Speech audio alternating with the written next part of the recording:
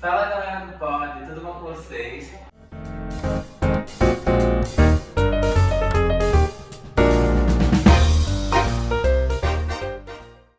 Gente, hoje nós estamos com a nossa querida Catarine, né, nossa professora de Ciência da Natureza, e hoje é o segundo episódio do nosso talk show aqui do Pod. E, bom, Catarina, estamos muito felizes, né, de ter você aqui novamente, que a Catarina ela já apareceu em outros episódios e então a senhora já é de casa. E hoje, Catarina, a gente vai fazer algumas perguntas sobre sua vida, sua trajetória como mulher, tá bom? Certo. E nosso talk show vai ser dividido em duas partes. A primeira parte vai ser perguntas sobre o seu pessoal e a segunda parte sobre o seu profissional, tá bom? Tudo bom? Vamos lá. A primeira pergunta é: quem é Catarina? Sou professora, mas eu acho que antes de ser professora eu vou por ordem cronológica, sabe? Eu acho que eu sou filha, mãe e professora. Eu acho que essa é a linha do pensamento, como eu me vejo nesse nível de prioridade. Não é fácil. É mais fácil ser professora, filha e mãe. Né? Mas quando o desespero acontece, eu sempre sou filha, eu tenho sempre esse suporte. Não importa o trabalho, se tiver alguma coisa acontecendo na minha família, na minha casa, com a minha filha, eu vou atrás da minha filha. E aí, sempre que eu posso, e não há uma demanda tão urgente com minha filha, digamos assim, eu estou aqui como professora. Que é a maioria dos dias, né? Porque ela não demanda muito trabalho, quando ela está doente, aí acontece. Então, como a senhora falou, a senhora gosta mais de ser da professora. Então, como é que a senhora se sente em receber tanto carinho dos seus alunos, que, por sinal, criaram até uma página no Instagram, os famosos cat lovers? Como é que a senhora se sente? Eu adoro esse programa. Acho que é uma vez, né, que faz um Pre-Lovers. Tem uma linha assim que é muito legal. É qual maravilha aqui no programa.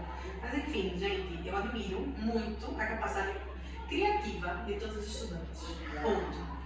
Porque você entrar no Instagram de alguém, procurar uma foto que não é das últimas, tá? Não são recentes, são recentes. Teve que dar uma baixada no trabalho.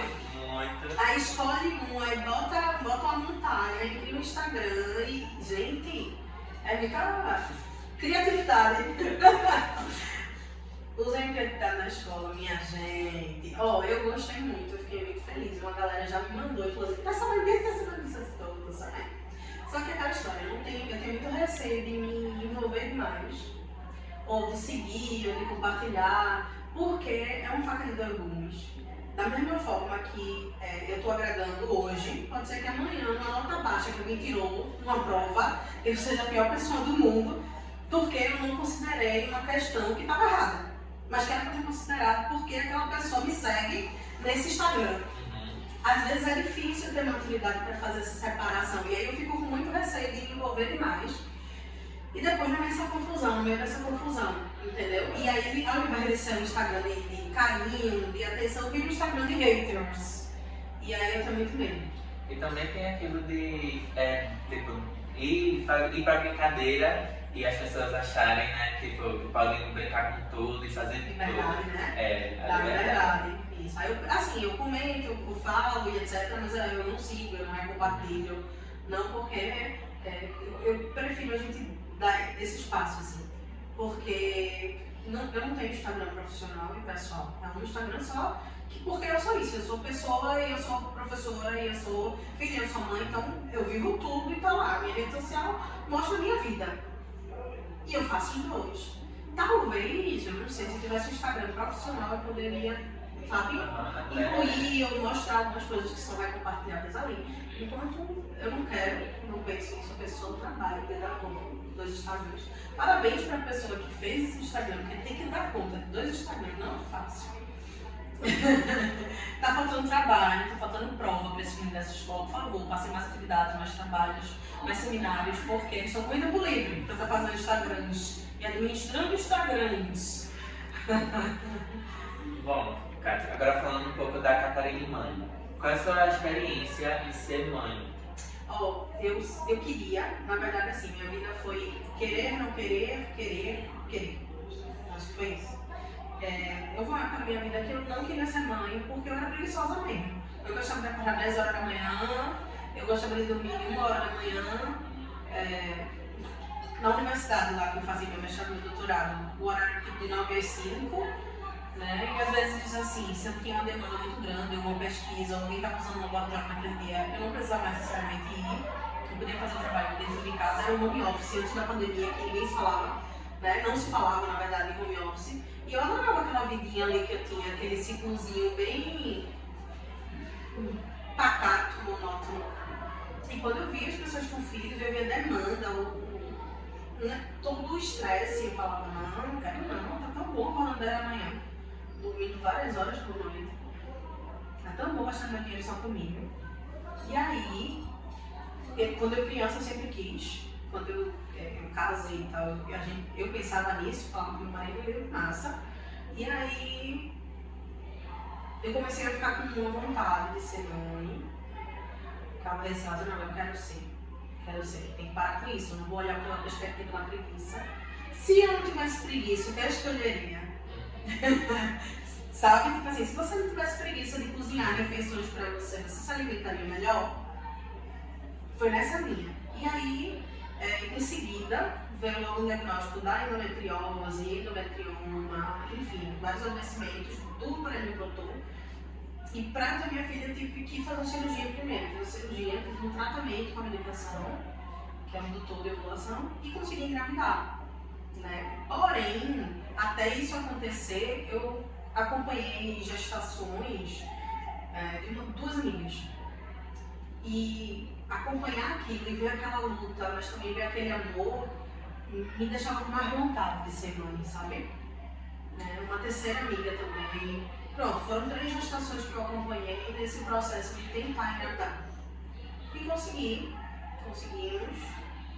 E a gestação foi muito receosa, eu tinha muito medo de dar qualquer coisa errada.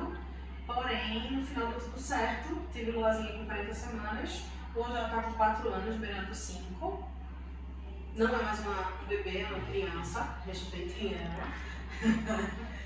Vulgo uma pré-adolescente. Não faça os 4 anos. Para vocês pais que estão com seus filhos há 12, 13, 14 anos, estão passando pela segunda adolescência, parabéns. Tenho orgulho de vocês de não terem enlouquecido, porque não é fácil. Bom, Cata, agora falando um pouco de Lulazinha, eu queria, assim, a gente queria saber, porque o nome dela é muito lindo, aí a gente queria saber de onde veio, tipo, quando vocês pensaram em colocar o nome dela de Lua, porque, assim, eu acho o nome dela tão lindo, de verdade. Eu sempre, na verdade, eu e a gente sempre esquenta 50, sabe? A gente vive bastante. Eu nunca me coloquei numa posição de, tipo, ser submissa ou esperar alguma coisa dele. Então a gente sempre foi lá. Né? Tem umas coisas que eu me arrependo nessa vida. Eu recebia menos do que ele, dividia metade. Ele dizia, não, eu pago mais, não, eu quero dividir, me paga metade. Boba, trouxa. Era para ser percentual. Se eu recebia 30% a menos que ele, tem que pagar 30% a menos nas contas. Tá? E essa é a minha revolta. Ponto. Não sejam trouxas, que nem eu. Saibam dividir do jeito correto. Se você recebe 50% menos do que o seu companheiro, por favor, pague 50% menos das coisas, mesmo que você queira dividir. O meu dinheiro acabou muito rápido. Aí eu, tipo, bora passear, vai, bora. Eu ficava chalerando ele pra gente sair, pra gente poder pagar as coisas. Mas é a vida, não sejam trouxa como eu, por tudo. No processo da gravidez, quando eu descobri que era uma menina, eu fui ler muito mais, assim, eu li como criar mulheres feministas, da Chimamanda Alves, tem uns e-mails dela com a amiga dela, que a Chimamanda ela vive nos Estados Unidos, né? Mesmo sendo uma mulher africana, mas a amiga dela ainda estava lá, nesse país de origem dela, né? Nesse continente, nesse país onde tem muito machismo envolvido. E assim, eu acho que foi muito difícil. Na verdade, eu não abri para que Robson escolhesse o nome de Lua. Eu brigava muito com ele e Robson não queria se estressar.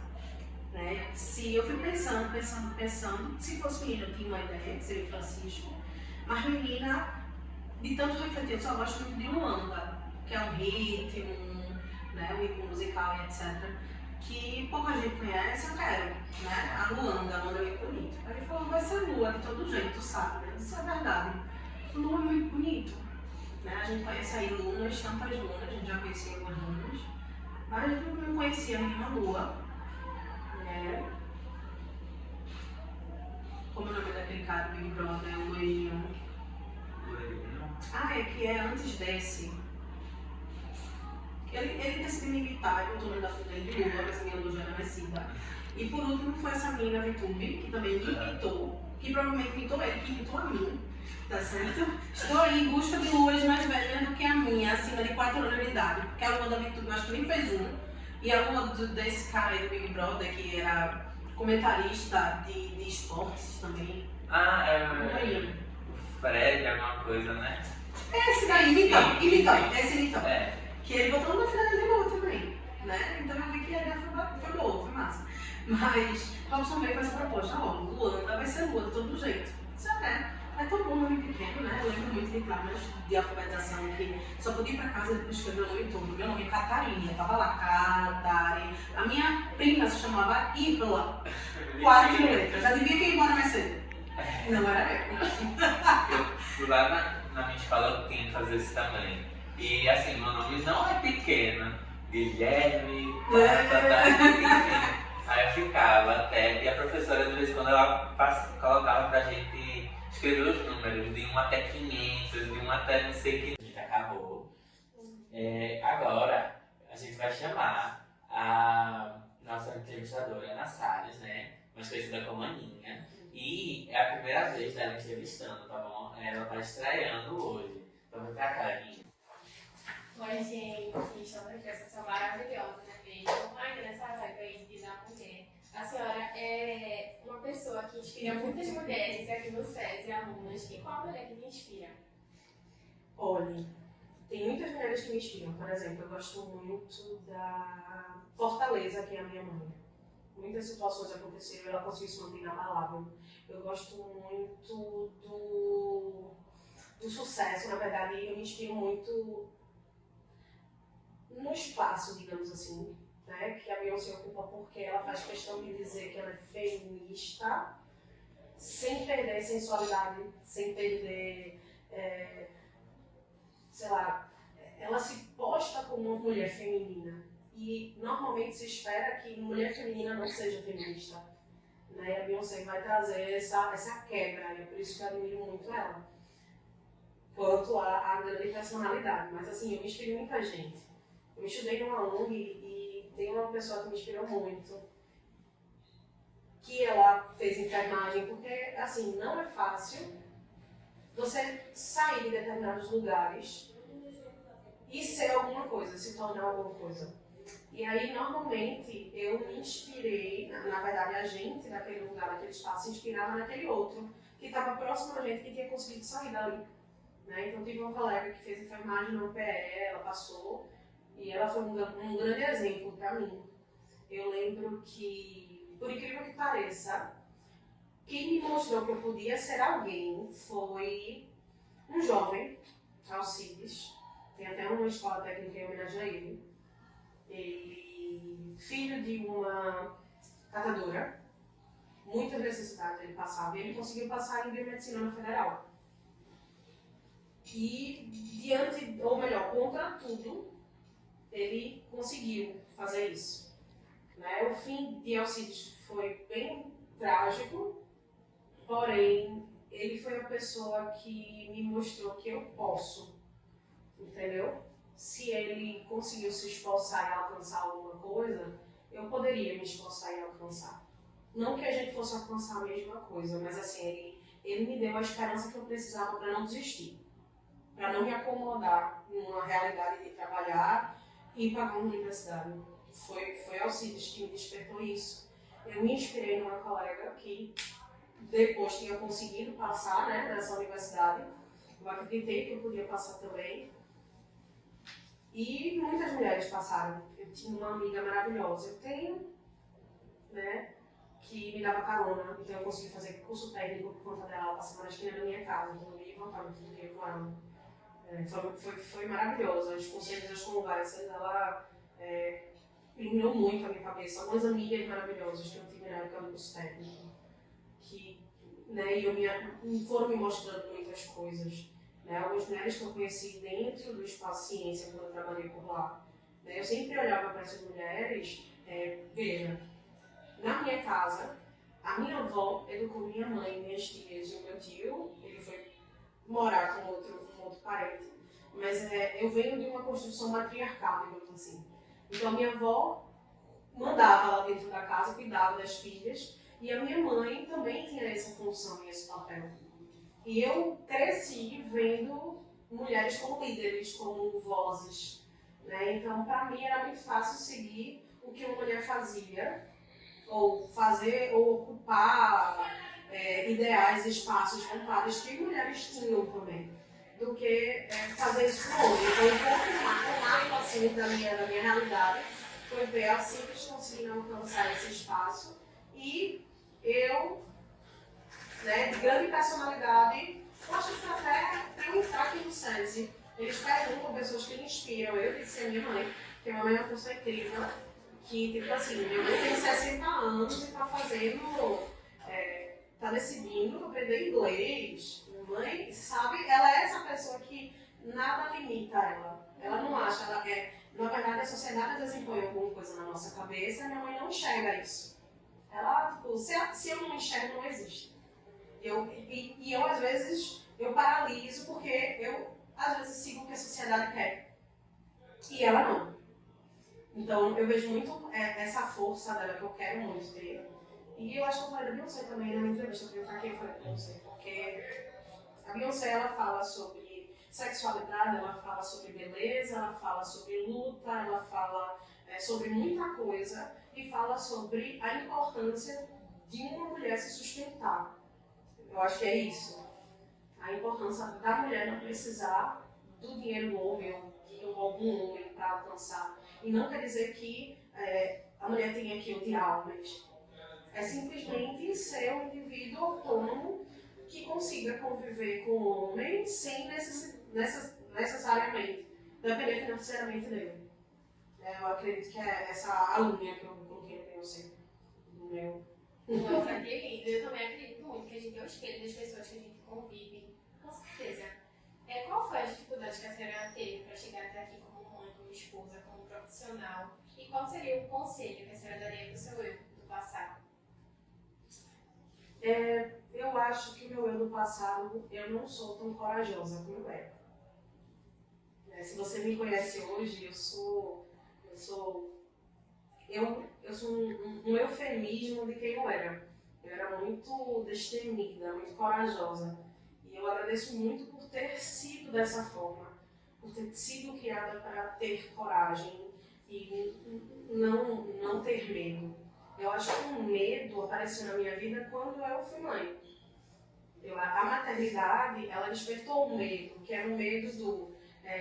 sabe quando a gente tem um trabalho para terminar? E a gente tem que tomar muito cuidado, porque aquele trabalho ele tem que ser finalizado.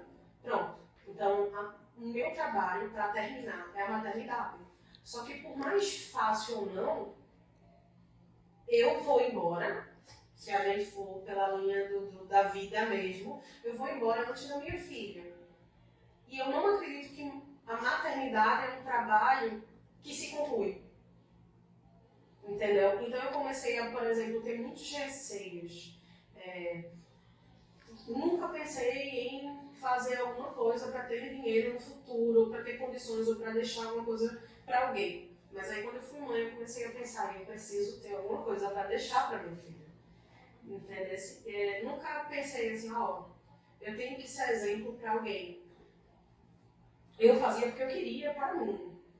Né? E hoje eu sei que em algumas situações e algumas atitudes eu preciso fazer e ser, porque eu tenho que mostrar para minha filha que ela pode fazer e ser. Né? Quem me ajudou muito nesse caminho tem um livro da Jamila Ribeiro que eu acho que era Chimamanda Adichie. Quem tem medo do feminismo negro, não é essa. Como criar mulheres feministas. Não lembro se é da Jamila ou se é Chimamanda. Eu acho que é Chimamanda, que ela escreve cartas com uma amiga dela e foi um dos primeiros livros que eu li quando eu descobri que estava grávida de uma menina. né? E no livro, ela evidencia muito, assim. A amiga dela, eu acho que estava querendo deixar de trabalhar para poder ficar mais tempo com a filha. E ela chega para essa amiga e diz assim, não, deixe de trabalhar. Você é o maior exemplo da sua filha. Então, como a sua filha vai achar que quando for adulta, ela pode ter filho, ter família e trabalhar também? Ensine a ela que isso é possível. E você é o maior exemplo dela. Sabe? Então, depois que eu fui mãe, veio pandemia, veio tudo. Veio muito receio, foi muita alegria em ser mãe. Veio muitas coisas, mas esse livro, ele estava ali sempre comigo, para me dar forças a continuar me mantendo, sabe? Me mantendo como eu. Eu acho que eu sou, a minha vida divide em duas pessoas. Eu era uma pessoa antes, eu sou uma pessoa agora. Normalmente eu falo que eu era muito mais corajosa. E aí eu escutei uma frase da minha terapeuta que ela fala assim, na verdade você era muito mais inconsequente. E que agora eu preciso ter mais juízo, eu preciso entender melhor para poder caminhar e dar alguma coisa e fornecer alguma coisa. Dificuldades, é muito difícil você sair da rotina, por exemplo. De que rotina, tá? É a rotina do machismo nosso de cada dia. Então eu cansei de sair para estudar no sábado com a minha mãe dizendo assim que eu estava inventando estudo para não fazer os afazeres de casa. Que eu fazia isso para não ajudar ela na faxina. Ao invés de me incentivar. Ah, mas a sua mãe fazia isso por brindar com você? Não. Minha mãe fazia isso porque estava intuição nela que sábado é dia de faxina. Eu acho que até hoje toda mãe é assim, e o filho necessita da mãe daquele afeto, que ela ajude, que ela impõe você a fazer as coisas que você quer para o seu futuro, enfim, diversas coisas. Isso, então assim, eu acho que, eu acho não, né? O machismo nosso de cada dia, ele foi muito presente na minha vida e me impulsionou muito a fazer o contrário, porque lembra que eu era inconsequente? Eu era uma pessoa muito rebelde. Eu acho que eu sou um pouco.